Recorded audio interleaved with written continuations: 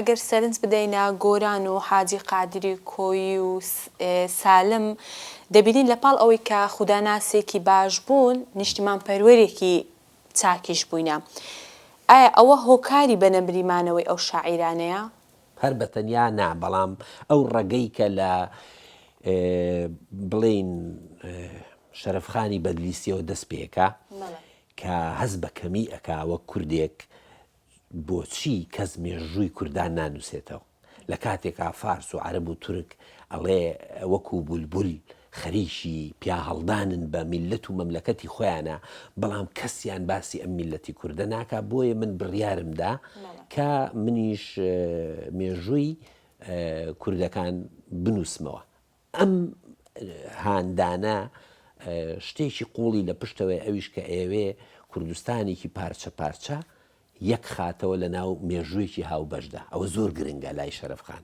شەرەفخان بۆ ئێمە خاڵی سەرەتای یاخیبوونە، یاخیبوونە لە مێژوویەکی سەپاو لە ژێردەستەی وە لە پارچە پارچەی، چونکە ئەو بەرەو شوێنێکمانەبا کە ئێمە ئەکرەیە گرتوبین. ئێمە میلەتێکی یەکین، بەڵام مێژوو پارچە پارچەی کردوین. ئەم ڕەگا لای شاعرێکی وەکو ئەحمەدی خانی ئەبێتە بەراوردکاری لە بینی کرمانج و غەیرە کرمانجدا، بە تایبەتی فارس و عەرەب و تورک و ئەوانە، بۆ ئەوان خاوەنی دەوڵەت بن، بۆ ئێمە خاوەن نەبین. ئەمە پرسیارێکی وجودیانەیە سەر هەڵدەدا لەم سەردەمەیە سەدەی 16 و بەرەو دووە.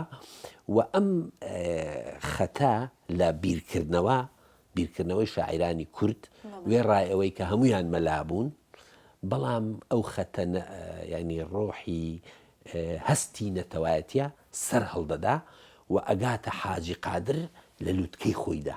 حاجی قادر اینجا هەوڵی تیۆریزەکردنیەدا و ئەمە هۆکارێکی سەرەکیە لەگەڵ تام لەوەیە، بەڵام ئەمانە لە هەمان کاتا شاعیری زۆر پایە بەرزیش بوون، واتە بە پێ و دانگی نووسینی بە پێی ئەو هەلوو مەرجانەی کە دەبوو شعری ناوازەی تیا بنووسێ، ئەمان شعری ناوازیان نووسیوە، واتە نەهاتوون لە پێناوی بیرۆکەیەکدا کە نیشتیمان پەروەری و کوردێنیە زیان بە ئەدەبەکەی خۆیان بگێنن. واتە نالی حاجی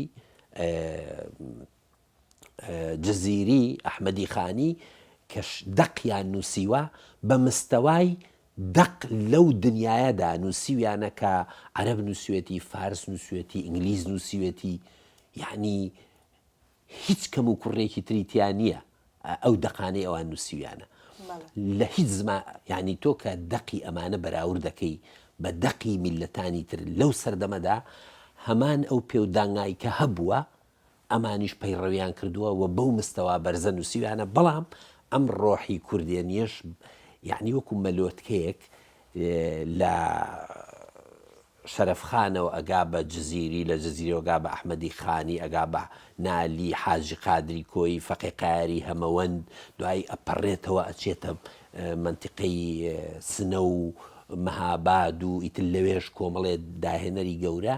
ئەم مەلۆتکەیە دەستا و دەست دەکا ئەم هەستی کورد بوونە، ئەم هەستکردن بەوەی ئێمە جیاوازین لە ئەوانی تر، و دوجار ئەم هەستا بەرەو قوڵبوونەوەی ئەوە ژڕوا کە ئێمە داگیرکراین ئەوان داگیرکردن.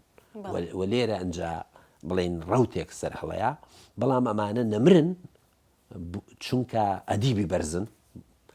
ئەنجا ناوەڕۆشی ئەدەبیان بەشێکی زۆری تەرخانە بۆ ئەم هەستی نەتەوایەتیە.